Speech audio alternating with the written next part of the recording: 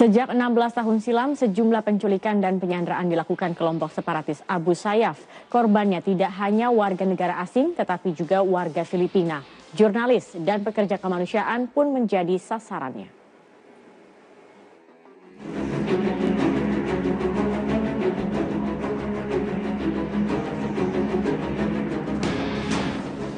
Inilah 3 anak buah kapal warga negara Indonesia yang lolos dari penyanderaan yang diduga dilakukan oleh kelompok radikal Abu Sayyaf.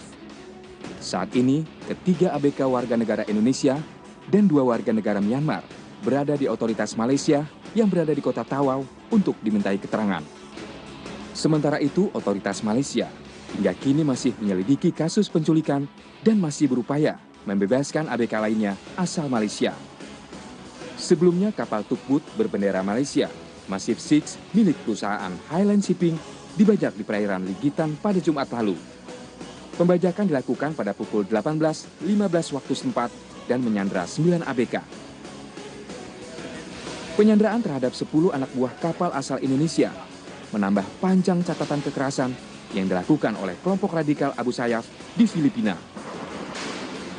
Aksi-aksi serupa bahkan telah dilakukan kelompok Abu Sayyaf sejak 16 tahun silam. Dengan motif yang sama, meminta tebusan sejumlah uang.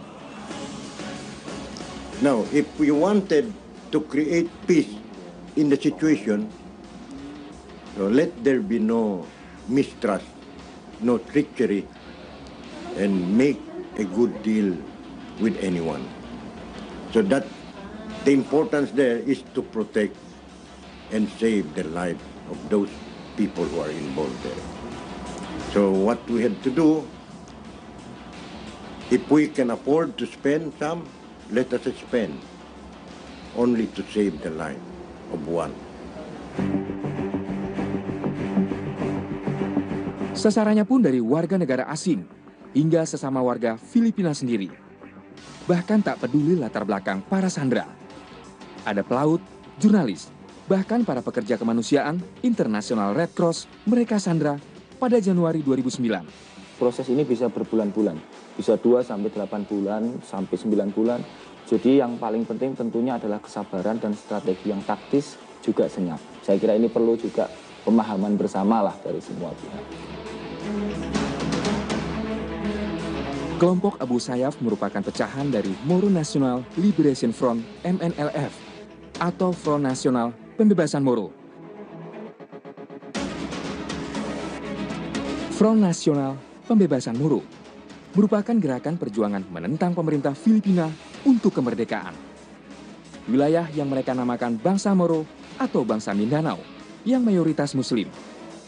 Gerakan ini didirikan pada tahun 1969 dipimpin Nur Miswari. Jalan panjang yang ditempuh dari konflik bersenjata hingga ke meja perundingan dilakukan sejak era 70-an. Dalam perjalanannya, tidak semua pihak di tubuh MNLF setuju dengan perundingan dan kepemimpinan Nur Miswari. Pergolakan pun terjadi.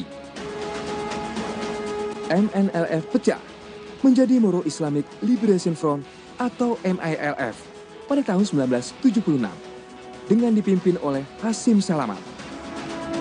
Separatis kedua adalah kelompok Abu Sayyaf yang dipimpin oleh Qaddafi Janjalani yang dibentuk pada tahun 1991. Kelompok ini merupakan bagian dari International Islamic Common Council atau NICC atau Dewan Komando Islam Nasional. Di dalamnya merupakan kelompok penentang Nur Miswari yang dipimpin Milham Alam yang dipecat MNLF tahun 1990. Kelompok ketiga disebut MF Teen Executive Council atau Dewan Eksekutif 15 yang dibentuk tahun 2001. Mereka merupakan 15 orang anggota Komite Sentral dari Dewan Eksekutif MNLF yang juga menentang Nur Miswari.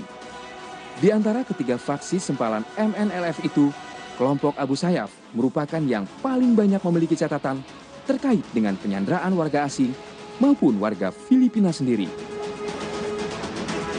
Kelompok separatis di Filipina juga disebut-sebut memiliki hubungan dengan kelompok Santoso di Poso.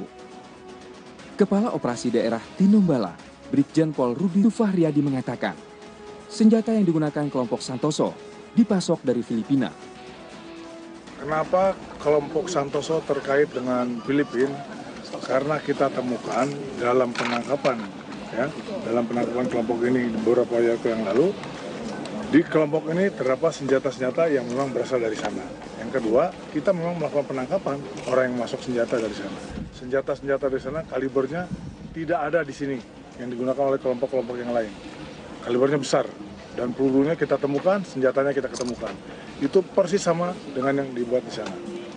Karena saya juga sudah ke sana, sudah melihat bahwa itu memang senjata dari sana. Ada kelompok yang dulu ada di sini, yang sudah kita tangkap, dan sekarang sudah kembali ke rumahnya, berlatihnya di Mindanao sana, di Filipina Selatan.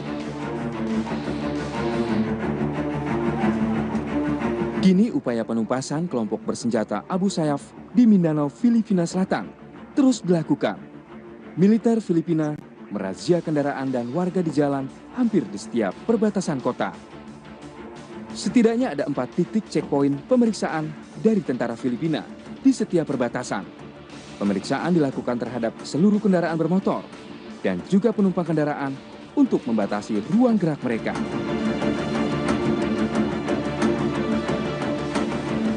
Dua operasi militer menghadapi